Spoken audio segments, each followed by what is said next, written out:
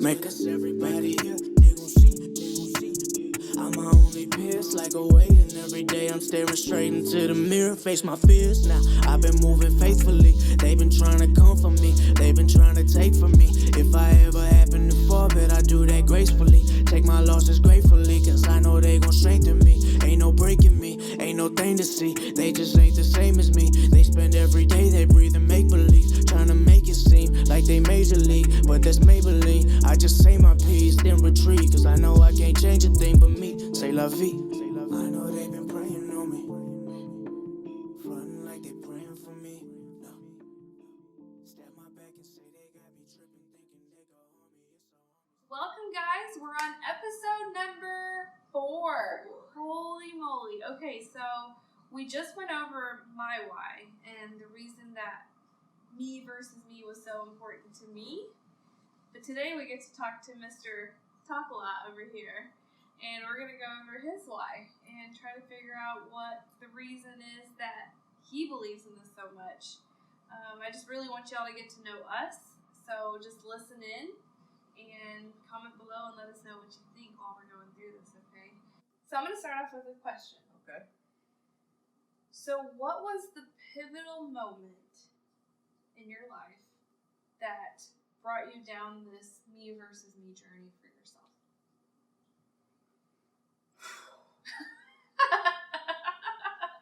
That was a good question.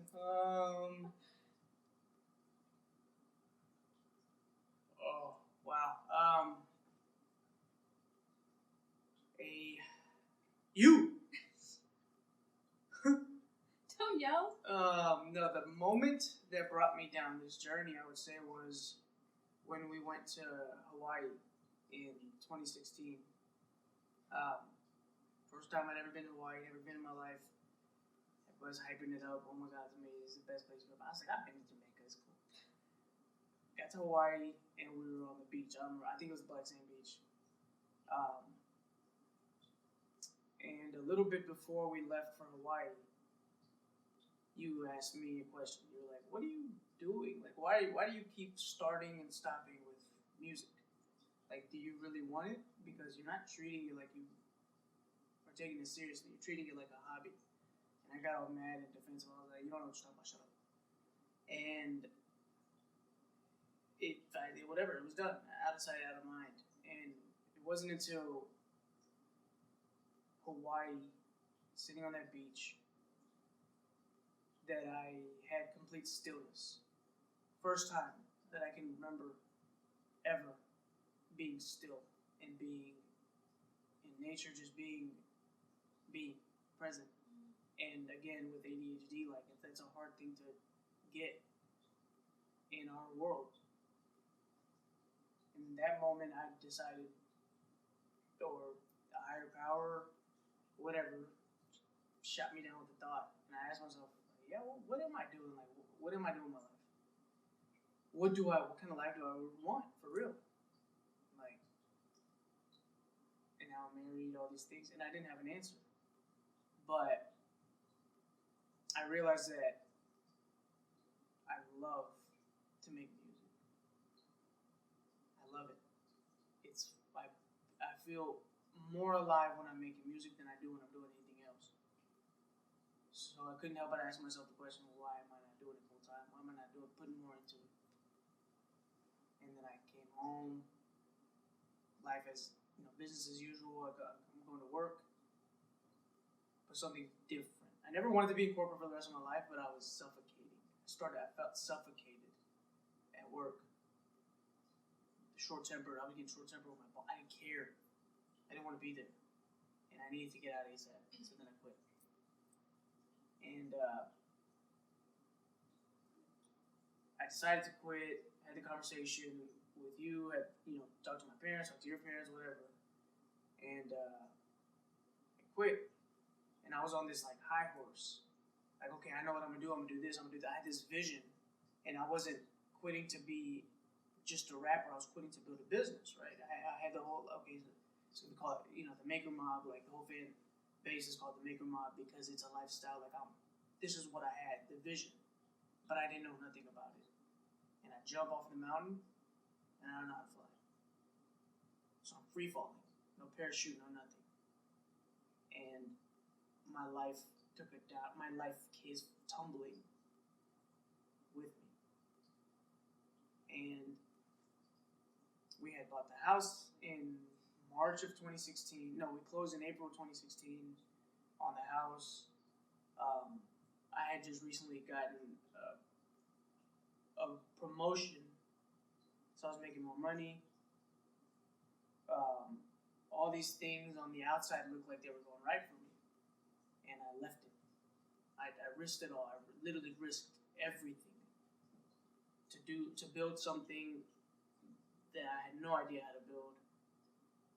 I built a studio in the house and taught myself how to audio engineer, like all these things, but like I was unhappy.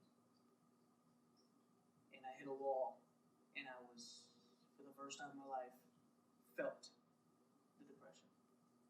But I didn't know it. And my whole life, I've been a protector. I've been the person, I've been the stable one. I've been the pillar. I've been the one with the answers. I've been the one that people look to for strength, for energy, whatever. And for the first time in my life, I couldn't look to myself for that. I never, ever created a culture of being able to talk to other people. I've never been vocal. I've never been open. I've always been closed off. It's just who I am, or who I was. And I relied on myself more than anybody else on the planet. And when I couldn't anymore, I didn't know what to do. And that broke me in ways that I was unaware of at the time. And we talked about, like, I was unemotional, right? Like, I was unemotional. So I literally I wouldn't cry if people would pass away. I wouldn't feel anything. If you would get mad at me, which happened, it was happening a lot. A lot, yeah. Right? Like, you're like, I'm gonna, like, wow, we gotta get divorced, this, that, and like constant night after night, like we're having like these blowout fights. And really it wasn't blowout fights, it was you airing out your grievances, airing out like your frustration stuff, and I'm just sitting there quietly. I'm not fighting back. I don't say anything. I'm apologizing. But the problem was that I didn't even know whether I was wrong or not. I just didn't like that you felt this way. So I'm like, I'm sorry, I'll change. I didn't know what I was changing. I didn't know anything. And I didn't feel anything until that one day we were coming home from an awesome night hanging out with our friends or whatever, and we got in a fight literally right before we got home. It was a great night, and then all of a sudden, boom, something happened. I don't know, something stupid. We got in a fight, and it just spiraled, and then we got home, and we're sitting there, and I was like, no, you're not going to bed. Come here, sit. Right, we got to talk about this. Because I had a policy, like, you can't go to bed mad. And I started talking, and all this stuff started coming out that I was unaware of. And I was crying, and I was like, I'm depressed. And I remember you didn't say anything, right? You were like, okay. And in that moment, I was like, whatever. Because I was equally as shocked and skeptical. Like, shut up, right? Because, like, I have this person that I used to be, and I was a people pleaser, and I would do anything to make somebody else feel better. Whether that meant saying something that I didn't mean, doing something that was detrimental for me, doing something even if I would get angry. Like, for my parents, I did so many things. For you, I did something like when you launched Handmade by Shayna. I quit my corporate job to build a music career and build an empire. And here I am building your website for you, helping you buy ingredients, helping you design all these. I didn't put that kind of work into my own business that I quit my livelihood for. that I risked my life for. And here I am bending over backwards to do it for you. I did everything for other people. And so I couldn't trust myself. That, what do you mean you're depressed? But I felt it. And I didn't know what it was, but I knew it needed to get better. And I mean, we went to marriage counseling because it didn't get better then, right? Like, with the marriage counseling, and that you forced me. Like, you were like, either marriage counseling or divorce, you pick. And I was like, really? So, obviously, I picked marriage counseling. Because, well, I mean, you didn't have to if you really felt like, you know, like yeah, a lot of people in this world don't want to be in a relationship, so. And that's the thing, though. Like, you offered me so many out. You tried to get out so many times. You were like, I just want to go. Like, as is, you were missing your family. Yeah. Right? And, like, you were so miserable that you got the okay from your parents. Like, just like, we want what's best for you. Right? And they did the right thing in terms of, like, supporting you. But at that moment for yourself, for whatever reason, you decided not to leave. But, like, it got to that point, and I still, something to this day I can't put my finger on, that, like, I didn't quit. I didn't give up fighting because it was exhausting to fight. It was exhausting to feel like I was worthless. I was useless. I was not valued. Like, all these things. I'm here washing dishes. I'm here doing the laundry. I'm doing all these things, and then it takes time for me. It takes me away from making music, and it takes me away from building the thing that I'm trying to build. And then you come home and you're like, "Where's the money? What'd you do today?" And I'm like, "Oh, I washed the dishes. Went and bought groceries. I went and ran these errands. I went and did this and that." And you're like, "Okay, no, I don't care about that. That's house stuff. What'd you do for yourself? What'd you do for work?" So I was caught between. I was at war, and I didn't even know it. But I became aware after we went to marriage counseling, and then it spawned off into personal counseling. I slowly became aware that, oh my God, I'm my own worst enemy. I'm a wolf in sheepskin. I remember that day that you realized that. When you were talking about, like, when I was journaling every night, right? Like, or when I was journaling to pick myself apart every night, and you were like, why are you talking to yourself like this, that? It wasn't until I did that, like, in those moments, I was like, man, you're a coward. Dude, you are a coward. Like, holy crap, that is the most pansy thing you could have done in your life. Like, that's crazy. I put on a sheepskin, I call it a mink coat, because I'm a rapper, I guess. But I put on this mink coat because some people that I loved called me selfish. And I didn't want to be selfless, I wanted to be not selfish. And I knew that my parents were going to love me no matter what. So I was like, why do they call me selfish? And it's just because I'm being myself. I'm being authentically myself, and I'm doing good. Like, I'm just, if we're playing sports, I'm naturally good at sports. So, like, I was doing good.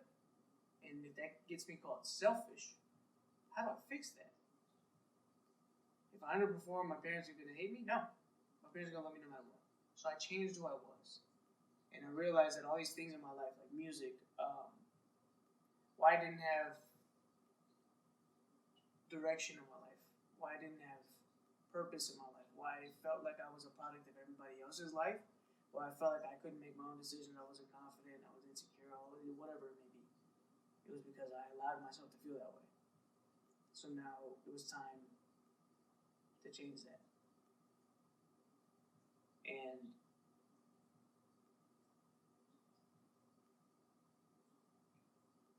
your question was, what was the moment?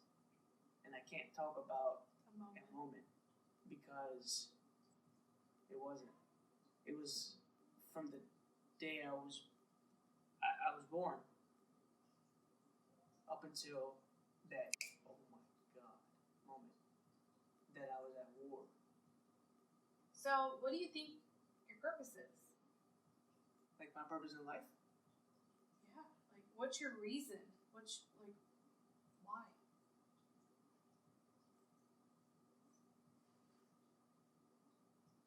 my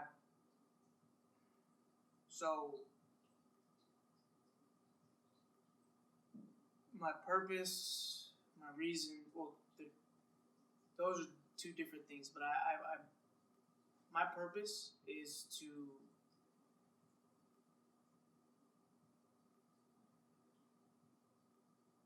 carry the torch, do my part.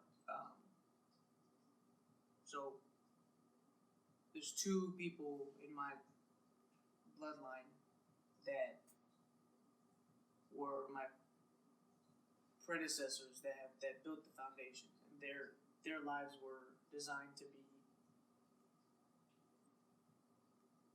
an example of what could be, and they were also to ignite something in me for the world. And the first person is my dada, my grandfather. I mean, everybody says I look like him, literally, but like so many different things. I get my art from both of my grandparents, or both of my grandfathers. But my mom's dad, I didn't really know him. He passed before I really grew up and had a chance to know him. So I really identify with my dad's dad. And just his personality, his stature. I mean, when he passed away, they closed the whole town in India. Like the street vendors and stuff, they didn't make a living out of respect for him for a few hours. And that's, I mean, when he, like people were coming up to my grandma and saying that, you know, you have no idea what Dada did for us. And all these things, just the type of man he was. He built a legacy. He built he was powerful. Yeah. He was powerful. He was highly, highly respected. Nobody tried to play him. Nobody thought about playing him. And that's because, not because he was feared, because he was a bad person. It was feared because people idolized him because he did right. He exemplified what living a life and doing the right thing can get you. People are afraid to be their lesser selves in front of you. And then the second person is Om. So I have an Om tatted on my forearm right above the word, right above my name, MAYKR. And he was my little cousin, who passed away from cancer a little over a year ago. And he was 13 when he passed away. Born and raised in America, Jersey. Got diagnosed just after our reception in Houston. And Cool little kid. yeah. And like at our reception in Houston, he was like, I have a toothache or whatever. He thought it was a toothache. But they went back and he got diagnosed with cancer, and he didn't break. His nickname is Optimistic Om. He has a foundation. He got a mural in their township library. He has like all these amazing, like these annual log, like 85K. He told a bully, like he talked to a bully who, like this kid who was bullying somebody else, and he was like, he had a civilized conversation with this bully. They're like, hey, how would you feel if that was your sister? Like, you shouldn't treat people that way. Whatever he said to him, he changed his kid's life. He took a little kid on stage at a walk and was like, who was rooting for another team that he didn't like, a football team. And he was like, you know what, on the field we may be enemies, but in the fight against cancer, we're all in it together. And like I believe like after Om passed, that the good dude I am. But it's not a tragedy. Like some people come on earth as angels and they're here to teach us that life can be amazing. in the face of adversity, if you're a dot in a world of adversity, life can still be amazing. Don't change your amazing. Don't change your greatness. Don't change yourself for the pain. Don't compromise. If you're gonna live, you're gonna die. And if you're gonna die, you might as well live to the fullest. That's like, he's the second foundation, and it showed me that, like, I don't believe in coincidences, and it showed me that you can't have these two incredible people that both passed before, like, both lived. One lived before you came, and one was born after you came, and they both passed before you. Don't let that happen in vain. Like, understand why you connected with them. You felt a certain connection. I didn't talk to Om every day, but I felt something from him that I still to this day can't put words on, and I chalk it up to its reason. It's fate, and if it's fate, then I have to have faith in that, and I have to do my part. And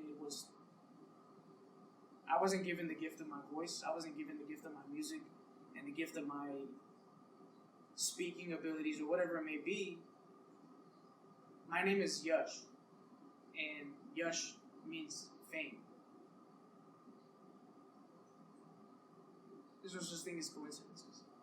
When I was born and I was named, nobody knew that I was going to know how to rap. So I didn't get all these things for no reason. It's because these things alone are going to give me a platform, but that platform is not for these things. That platform is for this torch. And so my purpose is to remind people that life is extraordinary. Remember that. You're breathing. Like your heart is a gift. Tony Robbins in his meditation says, be grateful for your heart. As long as it beats, you live. You didn't have to work for it. It was given to you. And that's a fact. Like, your life is a gift. And if you understand that, yeah, you can be having all these terrible things happening to you. Like, I had a lot happen to me. I had things that I consider were tough for me. I have things that are nothing for what a lot of other people have gone through. But it was my trauma, right? And it caused me to put a shield on my true self to protect myself. And that shield was so thick that I didn't feel a thing. And that translated into so many other into parts. every other area of my life, right? So, but who put this shield there? Not who I really am. The other version of me, the lesser version of me, and it was out of a fear mechanism. I was afraid that if I allowed this thing happening in my house to touch me emotionally, I would break, and I couldn't let that happen because I'm the protector. And if I'm depressed, like it was after I quit corporate, all these things I got landed in a downward. I was in a downward spiral, and I almost lost everything in my life. And I know that if I'm a fighter. I know that I was never going to give up, but I didn't have anything left. And that's, where did that energy come? Where did that grit come from? Where did that, I don't care if you're in my way, I will go through you. Where did that come from?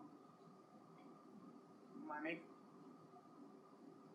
And when I quit and I rebranded, stopped going by Yash P, I was in the shower.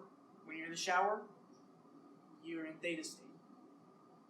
And that's when you always have ideas come to you when you're in the shower because you're relaxed.